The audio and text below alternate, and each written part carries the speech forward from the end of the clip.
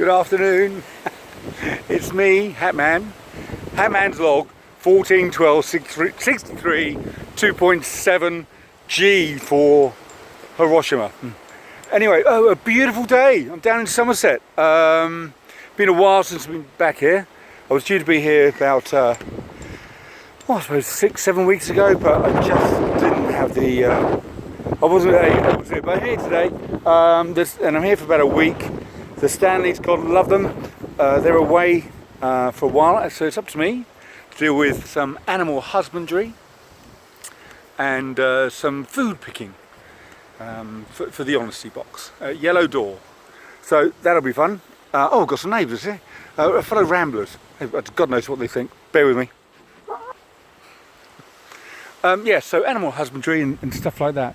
So first time I felt really good for a long time.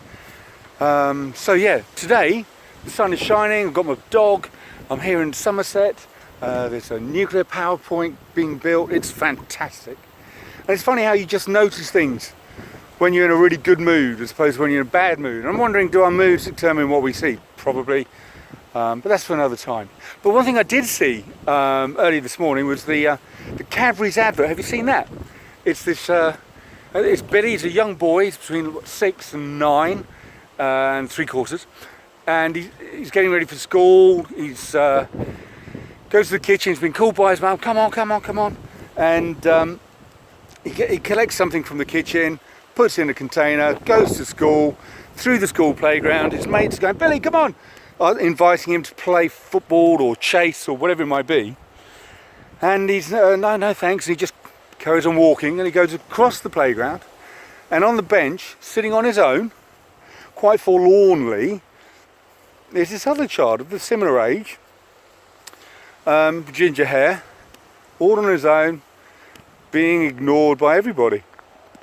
And little Billy just sits on the bench, a little bit further up from him, and says, well, he doesn't say anything. What he does through just being there. And he puts across the bench this container, and the gingerhead kid looks at the container, and he opens it all up, and inside there's some chocolate fingers. And they're two young boys who haven't really spoken to each other at all, just crunch away together. And I'm sure it's the beginning of an amazing friendship there. Who knows what happened? But what stood out for me there is that he could quite easily not nicked the chocolate biscuits. He could have quite easily scoffed them himself. He could have quite easily gone with his mates, played football or tag or whatever they do these days. He's like, no, I want to do this. And he did. And he could quite easily, like I suppose as we as adults at work and maybe in our social groups, we tend to stay in our packs and do our own thing. And we tend to ignore those on the periphery. And just get on basically repeating each day. So, good old Billy, hey? He saw something outside of his normal world and thought, I want to be a part of that. I want to see if I can do that. And yeah, he did. So good for him. Maybe there's something, well, it is something I'm going to do now from here on in until we get together next time. And I'll let you know the developments there. So, new hat, by the way. Great stuff. I'm reminded the other night about seeing stuff that you wouldn't normally see and getting involved and doing something. And coming back from a session out with the chaps, and there were all these, there's a small crowd of people by this bridge we normally go over, which is over a dual carriageway. And there was a blue and white police cordon thing up, stopping everybody from going across. And on the other side was the copper tying the other bit. And in the middle was this young woman standing on the other side of the rails, ready to jump.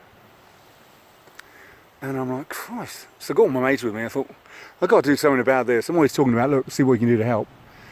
And so I go under the police cordon, this side, walk across the bridge, to the middle where the woman is, the young lady. And I say to her, hi, I'm Mike, what are you up to? And she says, I'm going to kill myself, I'm going to jump off the bridge. I'm like, oh, okay. Look, I'm sorry to hear that. I'm sure you got your reasons. And then I don't know why, but I just said to her, listen, how about before you jump, you have one last kiss?